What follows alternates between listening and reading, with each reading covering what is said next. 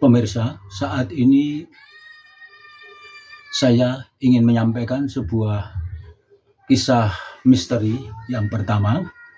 Ini pengalaman real dari seorang kenalan saya, seorang wartawan media cetak nasional yang namanya saya samarkan menjadi Pramono. Dan saya pertama mendapatkan informasi itu dari sesama rekan wartawan dari kantor berita Antara, Bapak almarhum Suyono. Kemudian suatu saat saya pernah bertemu dengan Mas Pramono dan saya minta izin untuk menceritakan apa yang telah dia alami. Oke, kisah dimulai dengan suatu malam, tengah malam, kira-kira kurang 5 menit, jam 23.55, Pramono masih berada di sebuah PKL minuman panas di depan toko Menara. Ya, kira-kira sekarang ini letaknya di depan Masjid Pandawa, Kota Salatiga. Kemudian setelah Pramono menyelesaikan minum kopi dan pembayarannya, sebuah bis malam mendadak berhenti di depan lapak pedagang kopi di mana Mas Pram duduk. Kemudian seorang wanita turun dari bis dan setelah bis itu meninggalkan penumpangnya, ya, bis itu nampaknya dari jurusan Jakarta atau Semarang. Setelah penumpangnya turun, bis melanjutkan perjalanannya ke Surakarta. Seorang wanita muda nampak turun dari bis dan kelihatan tengok kanan ke tengok kiri, kelihatannya mencari angkutan yang masih ada, tapi waktu itu sudah tidak ada angkutan becak sama sekali karena biasanya becak mengumpulnya di daerah Pasaraya. Nah ini karena sudah malam, maka Pramono mendekati. Ada apa, Mbak? Ini Mas, saya mau ke rumah saya dekat Pasar Sapi, tapi kok nggak ada becak ya.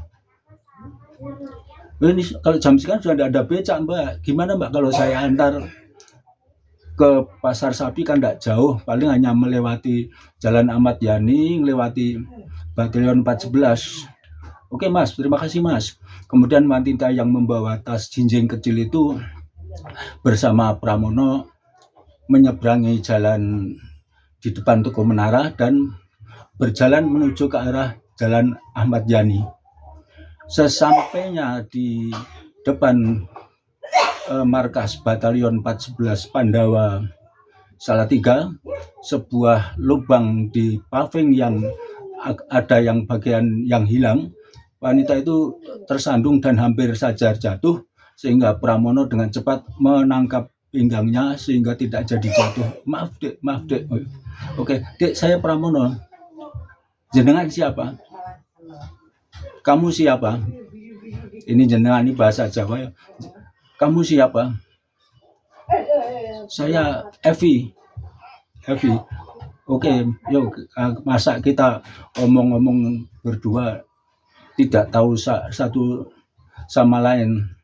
Ya, maka Pramono dan Evi segera melanjutkan perjalanan dan berbincang dengan asik, dan nampaknya pengetahuan Evi cukup luas dan Pramono juga luas karena sebagai seorang wartawan itu boleh dikatakan bidang Ipolexosbud menguasai semua ya. Kemudian perjalanan sampai ke Simpang 4 Pasar Sapi.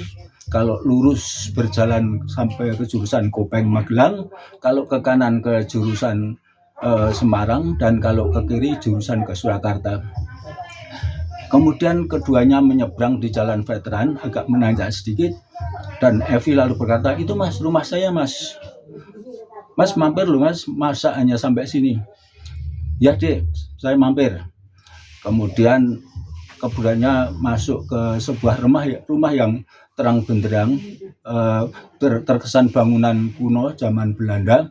Kemudian sampai di depan pintu, Evi mengetuk mengetuk pintu dan seorang yang agak tua, ya mungkin pembantu rumah tangganya membukakan pintu dan tanpa berbicara segera balik ke dalam kamarnya. Kemudian Evi menyalakan lampu kamar tamu. Kemudian Evi mempersilakan Pramono duduk di sebuah kursi sofa yang panjang, ya. Jadi kelihatannya hanya ada satu kursi sofa itu karena yang ada 3 kursi, yang satu sebelah kiri meja, satu sebelah kanan meja, sedangkan yang sofa panjang menghadap ke arah pintu.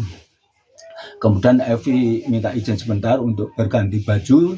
Setelah berganti baju, maka segera duduk di samping Pramono dan mereka asik melanjutkan obrolannya yang tadi belum sambung, ya. Pokoknya asiklah bahas apa saja, mulai dari masalah-masalah yang banyak dibahas masyarakat dan sebagainya. Kemudian tidak terasa jam sudah menunjukkan jam 3 lebih sedikit, ya. Kemudian Pramono nggak nyaman kalau sampai orang tuanya Evi terbangun, maka segera minta diri, Evi, aku izin dulu aja ya, aku nggak enak kalau sampai pagi kok masih di sini, nanti komentar tetangga gimana.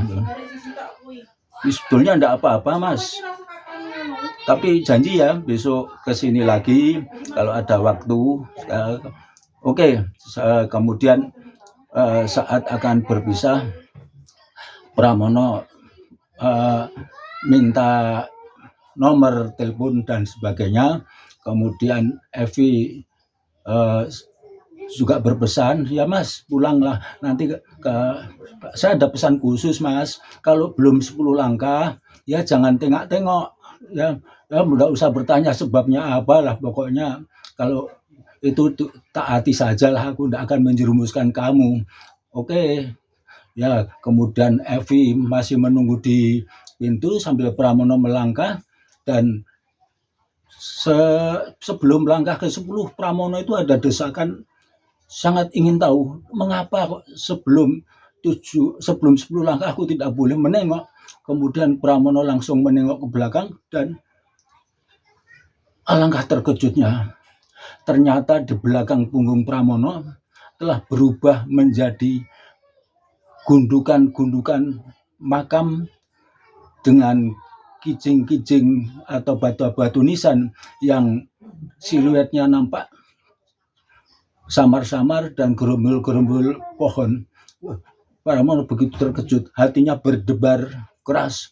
Dia tanpa sadar langsung berlari menuju ke lampu terang yang ada di pinggir jalan. Ya, dia tidak sadar bahwa kakinya terbentur-bentur batu nisan, terbentur-bentur dengan makam yang terbuat dari marmer dan semen dan lain-lainnya.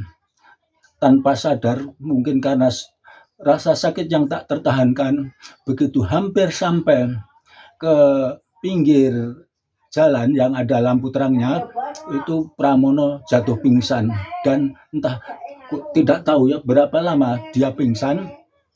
Kira-kira tadi mulainya jam 3, kemudian seketika sekitar jam 5, orang-orang yang berolahraga pagi mulai hilir mudik melewati jalur itu. Mereka ada yang melihat ada tubuh yang tergeletak di dekat selokan pinggir jalan, yang waktu itu belum ada trotoarnya, ya. Kemudian Pramono segera didekati orang-orang itu, dikerumuni, dan masih ada nafas dan sebagainya. Kemudian ada yang berinisiatif segera membawa Pramono ke unit gawat darurat RSUD Salatiga. Sesampainya di unit gawat darurat Salatiga, ditangani dokter jaga, diperiksa, diberi obat yang membuat sadar dan sebagainya. Ya, entah berapa puluh menit kemudian Pramono sadar. Dan dokter jaga memutuskan karena melihat luka-luka yang lumayan berat di tulang kering Pram, maka dokter jaga mewajibkan ini Pramono harus mondok. Ya, akhirnya Pramono mondok. Kemudian setelah beberapa hari sebelum pulang itu Pramono ingat-ingat wajah Evi. Kok rasa-rasanya saya pernah melihat ya wanita ini di mana ya? Oh, kok mirip ya dengan jenazah korban kecelakaan laka lantas yang sebelumnya seminggu sebelumnya saya liput gitu. Ya, memang waktu itu dalam perjalanan memburu berita Pramono pergian ke kota Semarang dengan sepeda motor, dan saat sampai di tanjakan antara dusun Jambu atau dusun apa itu ada turunan, kemudian kalau sekarang setelah turunan ini ada tanjakan, ada yang namanya Cimori ya, waktu itu di situ ada jembatan, ada sungai kecil. Nah, Pramono ingat di situ ada sebuah Jeep Land Rover yang rusak berat tabrakan dengan truk, dan saat Pramono sampai di situ itu ada jenazah seorang wanita muda yang tergeletak masih di bahu jalan. Kemudian oleh Pramono diambil fotonya, baik Jeep Land Rover yang rusak berat maupun wajah jenazah wanita ya, wanita cantik tapi mungkin luka-lukanya mengakibatkan pendarahan sehingga luka-luka itu pun berlepotan darah. Kemudian ya karena Pramono memburu waktu, dia pikir nanti urusan lebih jelas, lebih detail saya akan telepon Kasat Lantas Polres Salatiga. Waktu itu memang wilayah Kabupaten Semarang masih wilayah Polres Salatiga. Ya, kemudian dari data-data Kasat Lantas Polres Salatiga, Kepala Satuan Lalu Lintas Polres Salatiga, Pramono mendapat identitas para korban, juga kronologi terjadinya kecelakaan. Terus Pramono ingat, iya ternyata wanita yang saya temani semalam itu mirip benar dengan foto yang ada di file kamera saya gitu. Kemudian Pramono baru sadar, ternyata antara jam 00, sekitar jam 00 sampai jam 3 lebih sedikit, dia itu telah menemani seorang arwah wanita cantik yang gentayangan. Ya, demikian kisah misteri pertama saya. Semoga tidak membuat pemirsa bosan, dan kami menunggu komentar dan pendapat pemirsa, dan saya minta tolonglah dipencet tombol subscribe dan like untuk memotivasi saya untuk lebih banyak bercerita tentang cerita-cerita misteri sebagaimana yang telah saya serap dalam perjalanan hidup saya. Terima kasih, saya tunggu komentar dan pencetan subscribe Anda. Terima kasih.